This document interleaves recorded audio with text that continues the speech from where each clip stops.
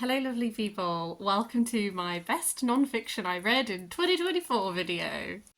Dooby dooby dooby dooby dooby dooby dooby dooby dooby doo. Dooby dooby dooby dooby dooby dooby dooby dooby Sophie vlogs. This is always one of my absolute favourite videos to record. As always, I'm very sorry that it's coming a bit late. I do not rank the books I read, it's impossible for me. I just have a lovely big stack and I'm just going to talk you through it in the order that the stack is. First up is Renoir's Dancer, The Secret Life of Suzanne Valadon by Catherine Hewitt. This is the second Catherine Hewitt book that I have read, and this one is absolutely my favourite so far. This is all about Suzanne Valadon, who is this woman here. She was an artist's model for a while. She worked with Renoir, she worked with Degas. She became an artist herself. She is quite often in history remembered as the mother of her son, who was also an artist who at the time was very commercially successful, but as time has passed, there's been a growing appreciation for her artistic work and appreciating her as an artist herself, not just as the mother of an artist. I loved this book. I think it did such a brilliant job of taking you through Suzanne's really interesting life. She, even before she started creating herself, like the types of artists she was friends with, she was sort of like a staple in the area of Paris that she lived in because she was just friends with so many interesting people. And as time went on, she moved from that figure of like a muse into an artistic creator and then into more of this like respected figure for the fact that she had been Renoir's model. Degas had really believed in her art and supported her. I just think that Catherine Hewitt did such a good job in this of taking you through all those stages. I got such a sense of her and her, what drives her, her art, that kind of thing. Next up is Books and Islands in Ojibwe Country, Travelling Through the Lands of My Ancestors by Louise Erdrich. 2024 was really the year I got into Louise Erdrich. I read 3 of her books, including this one. This is the only non-fiction I've read by her so far. It's a very little book, but I really enjoyed it. It tells just of a very specific time in her life. She is travelling to go visit the father of her child, who is based in Ontario, I believe. And so there's a lot of this is about the landscape, this place that her ancestors lived in, that is she's so connected to, the nature of that area. There's a lot of stuff to do with these paintings that are on these rocks and what they mean. There's a lot that is just to do with her and her where she is in her life. She is an older woman who with a new baby, and she owns this bookshop that is very famous. And it's a really interesting snapshot that made me really understand her a lot better as a person, a writer. I read this after I read the sentence, and there's lots of moments in this that illuminated moments of the sentence for me, in that whilst the sentence is a work of fiction, I could see that she had drawn on real moments in her life and given them to other characters. And I liked that like sort of glimpse behind the curtain of a book that was written a lot longer ago than the sentence was, but the recurring themes that just comes between 2 books, and now it's made me even more excited to explore all the rest of her work. A foodie book I really liked was You and I Eat the Same, edited by Chris Ying. My friend lent me this. This is a really fab collection of essays. The concept of the collection is that whatever divides us, whether it's where we're from, what our religion is, what our backgrounds are, or anything, food is something that brings people together. So the concept of every essay in this is the title of the essay is sort of like the thesis statement. Like every culture loves bread, and then it discusses all the different breads, the type of flatbreads that recur across lots of different cultures, or that kind of thing. And so every essay is really looking at food history, food connection. It has a really wide range of voices in it that I really appreciated. It's just one of those collections which I think there was one essay in it that I didn't really work for me because it was just a list of food. Everything else, I read each essay and I was like, this was really interesting. I feel I have gained an insight into like culture or whatever. So really fabulous connection if you like food writing. Another author that I had a little dabble with last year was Victoria Finlay. Fabric The Hidden History of the Material World is the first Victoria Finlay book that I read. I think I read it in January. It really set me up. It has remained my favourite of hers. I also read Colour, which was like a travel through the paint box. I have one by her that is all about jewels to read. What I loved about Fabric is this is a fab book that is exploring textile history. Every chapter is named after a different type of fabric, and it's that thing of where it's semi-memoir because she is travelling to places and discovering about the different fabrics, also semi like fabric history, cultural history, that kind of thing. There's a really strong aspect of this one that is actually just a grief memoir as well. Throughout the writing of this book, she lost both parents. And one parent she was more prepared to lose because there had been an illness, and the other parent was much more sudden and shocking. And so the thread I think that really made this a favourite for me was, as well as this fabulous history, I so connected to the grief and the way that the grief manifested, and how some of these stories ended up happening because she knew that those family members would want her to go on this trip or do this thing. And so it's like when you carry people with you, I don't know, that really struck me and that really stayed with me. So that's what made this one my favourite of her work. I have enjoyed the other book by her that I have read, and I'm looking forward to exploring another one this year. A long-term favourite author is Tolkien, and last year I read The Letters of JRR Tolkien, edited by Humphrey Carpenter. I will say, you probably have to be quite a Tolkien fan to enjoy these. I loved this. This is just a selection of letters that Tolkien wrote across his life. I found it so fascinating. It gives a lot of insight into building the world, constructing the world. Quite often, particularly towards the start, when people would write to him with questions about the world, he would be very generous in answering those questions and providing like background stuff that hadn't been in like The Hobbit or The Lord of the Rings because the Silmarillion wasn't out at that point, that kind of thing. I find it wild that any of these books were ever published because so many of these letters are just him being like, I haven't written those pages yet, I've been ill, my wife has been ill, I've been so busy. And you're just like, how did we get anything published? Good gosh. I don't, occasionally this is repetitious. And if you're not a really big fan, like, I'm sure you'll probably get bored. I loved it. I turned corners down on some of my favourite letters that had like information in them that I really wanted to read. I loved getting an insight into how he approached writing, how he feels about some of the writing. Like, he definitely is one of those people that like, I get the sense that when people misinterpret his work, it would bother him, but sort of from like a perspective of like, he has thought this world through so thoroughly that he like wants to share with you, like, oh no, like it's this, like I didn't get to include it, but like this is the answer to your question or whatever. I just loved it. I thought it was fab. I really enjoyed From Splendor to Revolution by Julia P. Geraldi. This is looking at 4 women from the Romanov family. I always forget what the specific date period is, but it is towards the end of the dynasty. The first half of the book is Splendor, the second half of the book is Revolution.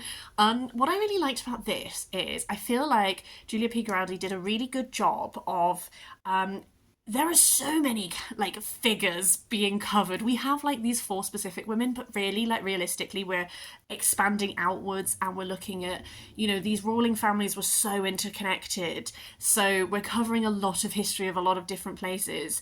I felt like I got to learn about some of the women that are maybe lesser focused on. I'm thinking of like Olga of Greece and that kind of thing.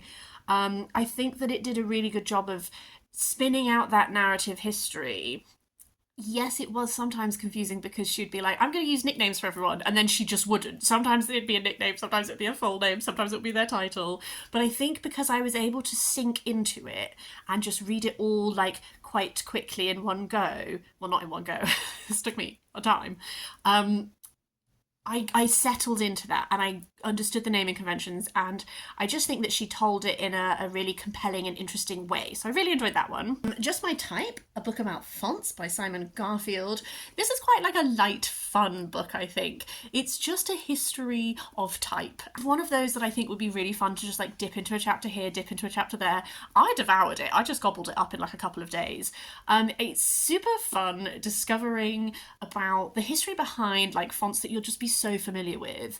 But what I also really liked was like thinking about like the psychology of font and what font communicates. I work in a publishing company. I work with a lot of designers. I'm not a designer myself, but I feel like it's been very interesting spending a lot of time with graphic designers and understanding more about like design as a concept and how you can evoke different feelings and that kind of thing through even like basic font choice and all that kind of stuff. So this is kind of like a light, fun little one. I read that one for Nonfiction November, and I also read The Seasons of Trouble by Rohini Mohan for Nonfiction November. This is like a piece of like journalistic nonfiction. So it is looking at the Sri Lankan Civil War, but it's following 3 people. One person is abducted by the police because they're suspected of being a Tamil tiger. Another perspective is their mother, who is working tirelessly to like free them. And then the third perspective is someone who was in the Tamil tigers and then sort of like leaves them as this narrative goes on. I can only imagine how much of like a journalistic feat writing this book was, because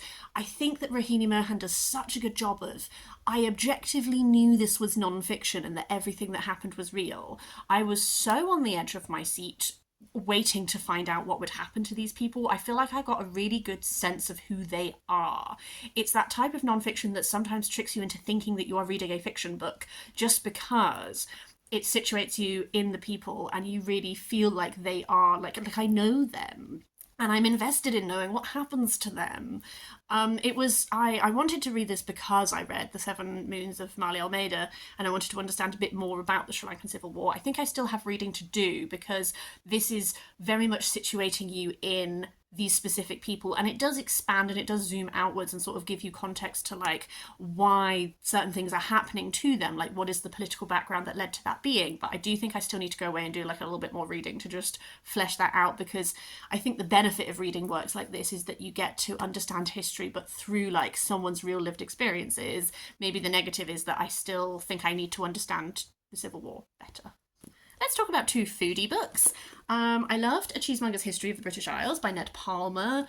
This is exploring all of the different cheeses from the British Isles. It's one of those lovely little dabble books where it's like, this guy knows his stuff so much. We're exploring different cheeses. We're exploring like the history of cheese making. We're exploring, like, there's so much interesting things that can happen, isn't there, when you're diving into food history, because it lends itself so much to social history, because the changes in food are often reflective of changes that are like political, social, that kind of thing. So this was just really fab. I also loved Welsh Food Stories by Carwyn Graves. This is just a really fabulous exploration of Welsh food. It is split. The chapters are all about a different type of food. I think I read this for Deweython, which is a Welsh readathon that happens every March that I'll be doing again soon. I just found it so fab. It's that sort of, every one of these chapters gives you like the history, the background of these foods, like why are they important to Welsh culture, like how did they get to be such a staple. Every single one has a food producer, a grower, that kind of thing, that it then like talks to about what it's like now. Like usually it's people who are doing stuff that is quite innovative or that is trying to bring back traditional ways of doing something. So there's a lot of food producers in this. There's like a little thing at the back that is like a glossary of these people, so you can go away and support them. Some of them I was already familiar with, like Helen Mon, but there are ones in here that I'm definitely going to go away and like support and like buy food from.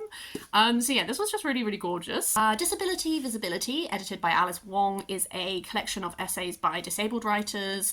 I would listen to this on audiobook, and I would actually say that I would probably recommend reading it physically, just because I think there's extra resources in the physical copy than there are on the audiobook. It's one of those essay collections that has such a range of contributors from different backgrounds with different disabilities who've had different life experiences, and I really valued listening to their stories. There's definitely writers in here that I am going to go off and explore further as well, so it's a really good jumping off point as well. I think there's another book from this series that I should definitely try and get my hands on too. Divine Might, Goddesses in Greek Myth by Natalie Haynes. Look at these lovely little sprayed edges. I really enjoy Natalie Haynes. I listen to her podcast a lot, Stand Up for the Classics. I have read her non-fiction. I need to explore more of her fiction. This is just a really fun but also thought-provoking approach to some goddesses from Greek myth. What I love about Natalie Haynes is because she has a background as a stand-up comedian, she can be very like funny and witty and light and that kind of thing. But because she's also a historian, she really like oomphs it through with like sourcing and all this kind of thing. Like, this book made me think so differently about Hestia, about Hera, like all of these goddesses. I found her approach and the sort of lens through which she is viewing them, I really enjoyed. Two books that are kind of linked in my brain because they informed each other are A New Formation, edited by Calum Jacobs. This is all about Black British footballers, and every essay is by a different contributor, and they're looking at either a different footballer or a different like concept in representation, and they're just talking about like how they changed representation, like the strides they made for football. I cannot tell you how weird it is for me to have a book about football in my best books of the year. Not a topic I would have considered myself to be like a pro on.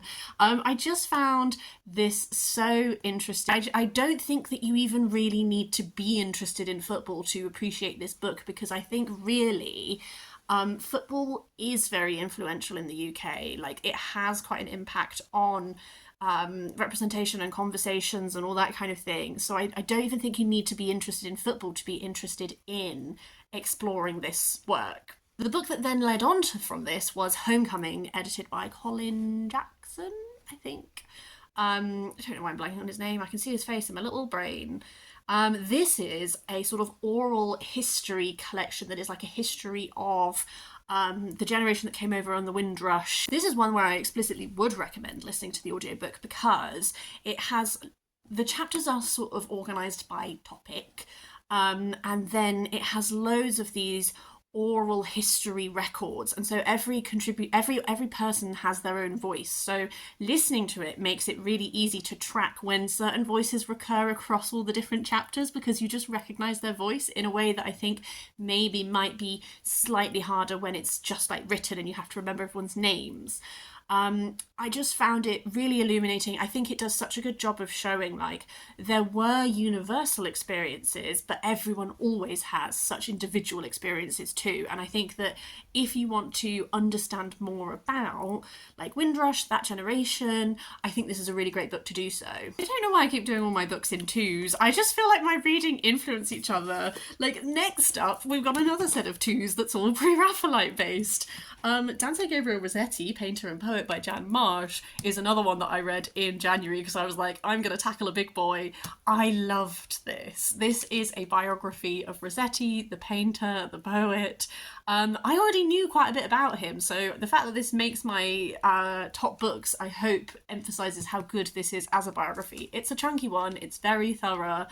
I thought that it did a really good job of, I think Rossetti is a figure who inspires quite strong emotions in people. I have always said that I love him, but I think he was a bit of a dickhead. And I stand by that. I think that this book does a really good job of showing like some aspects of his life have been very sensationalized because, you know, that is what happens when you like exhume the body of your dead wife to get your poems back. Like, people are going to read a narrative into it. And I think that this did a really good job of sort of taking a step back and going, what actually is like true to what happened, and what are the reactions that inspired, and how has that influenced how we view this person. So it is like critical of when he has done things that are worth being critical of, but also fair, I think, and gives him credit where credit is needed. And I just really enjoyed it. I also really enjoyed Lizzie Siddall, The Tragedy of a Pre-Raphaelite Supermodel by Lucinda Hawksley, which is looking at Lizzie Siddall, who was Dante Gabriel Rossetti's muse, wife, but also artist herself. And why I was excited about this was I wanted to know more about her as an artist, and this definitely gave me things that I had never read in other Pre-Raphaelite non-fiction books that I've read. So I think this one, I would say, is much more of like an accessible start point. Like, this is chunky and very thorough. I think that if you're remotely interested and you want to just understand more about Lizzie, but then because Lizzie was model for all these people, you get, you know, to see insights into other people as well. This is quite a lovely like accessible start point, I think. A memoir I thought was really good was Strong Female Character by Fern Brady. Fern Brady is a Scottish comedian. This is her memoir. She was diagnosed with autism quite late in life, but it's one of those things which then makes you look back at your whole life and suddenly understand things. She's been through quite a lot of stuff. This is her just kind of like giving it all to you.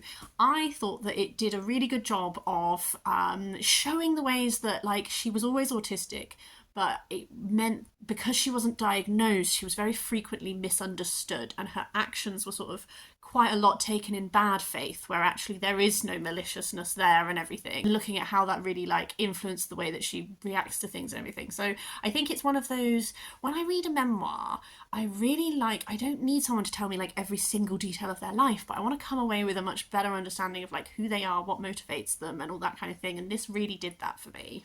Another memoir that absolutely gutted me was Borrowed Time by Paul Monette. This is Paul, I think he wrote this in the early 90s, but it's largely looking back at his life in the 80s. His partner Roger had AIDS, and a lot of the memoir is about like living on borrowed time, their sort of last few years together, this journey they went on of when this was such a thing that we didn't understand, that seemed like a death sentence, but like people trying just to do what they can to help and everything. Like, I found this absolutely gutting. I think what struck me so strongly, aside from like how much these men love each other, like that came across so strongly. I'm even feeling emotional talking about it now. Like, oh, this book that is a testament to the love that you have for someone who's not there, that he wrote while he also had AIDS and knew that he was going to die. Like, kills me. But also I was so moved by how many times in this book you have people who are not even like, you just have people who just want to do something to help, whether those are like nurses who are like looking after Roger as if he is their own child, or whether it's just like someone who is able to help them in a single moment that doesn't make that big a difference but so absolutely does. Like, I found this so moving and so powerful. I will end on 3 history books. First of all is The Cleopatras, The Forgotten Queens of Egypt by Lloyd Llewellyn-Jones. I read 2 Lloyd Llewellyn-Jones books last year. I got this one when I met him at a book signing and a book talk. His other book was Persians. I thought I was going to like the Persians more, but actually I've come out of it finding this one my favourite. This is looking at all of the Cleopatras who came before Cleopatra the Seventh. I think Lloyd Llewellyn-Jones does a really good job of doing like narrative non-fiction, but that also gives you enough like of the non-narrative non-fiction for you to really like get the whole picture. I find I do like narrative non-fiction, but I like it best when you're also given enough background that is like not like plot, but is like actually like, what was this society like? How was it structured? How did everything work? I need to understand people's actions in the context of like the historical period. And what I liked about this is it did give me like juicy narrative, like some of the moments of this dynasty, like the Ptolemaic dynasty, that's like everyone's marrying each other, everyone's named the same thing. Like at one point it's like a civil war where it's like 3 different sisters are on completely different sides, and they are like brutal. Things happen in this that are like Game of Thrones worthy and everything like that. But I also had enough understanding of like the actual like, how does this kingdom function? Like, how does the pharaoh sit in relation to like administrative power, all that kind of stuff. Like, I want both, and I think that this did a good job of giving me both. I also listened to Hidden Heritage by Fatima Manji, which is all about like the hidden heritage of the UK. She very explicitly talks about in her introduction how she's really fighting back against that idea of like racist people who turn around to people of colour and go back where you came from, we don't want you here. Like, this book is about showing like how much other cultures were invited to Britain, like how much we courted different people at certain times because we wanted what they could bring, the influence they had, the power they had, the goods they controlled. And so it's going around different sites in the UK, and quite a lot of the time it'll pick out a specific thing that exists at a museum or in a stately home or like Brighton Pavilion and all that kind of thing. And it tells you the story of how that came to be here that is often not talked about in these places, but exposes like the stories and the histories behind it. I just thought it was really fab. And then finally, I also have The Seven Wonders of the Ancient World by Bettany Hughes. I'm a big Bettany Hughes fangirl. I got her, she signed this for me. She gave me a hug. I'm still not over it. She is one of my biggest crushes, I think. I just love her so much. But also, I really enjoyed this book. It's looking at the seven wonders of the ancient world. It's talking you through them, giving you the history of them, but also like a little bit talking about like the concept of wonder. And what I really enjoyed from this is that feeling of connection that history gives you when it's like understanding how much these things were points of wonder for the ancient world, and how much like the ones that survive still are points of wonder for us now. Like I love that feeling of connection and continuity with past, where it's like people have always been people have always looked at like a giant pyramid and been like, wow, that's cool, you know, like we've all been connected by that. I just love her. I think she's great. Those are all of my non-fiction books from 2024 that I wanted to talk about. I would love to know, have you read any of them? But also, what's the best non-fiction that you read in 2024? Please do tell me. I love non-fiction. I think last year, I think I already said in my wrap-up that I managed like a 50-50. Oh no, it was 49-51 in favour of fiction, but that's a big step up for me and I want to keep it going this year. But I don't own as much non-fiction as I do fiction, which I think is what leads me to quite often reading more in favour of fiction, because I'm more attuned to, I do loads of my book shopping secondhand, and it's much easier to find secondhand fiction books a lot of the time than it is like non-fiction that I am interested in. So yeah, this is a waffly way of me saying that like all recommendations welcome all the time, please and thank you. But yeah, I hope you've had a lovely day. I hope that you have enjoyed this. I would love to hear from you, but in the meantime, I will see you next time for something different.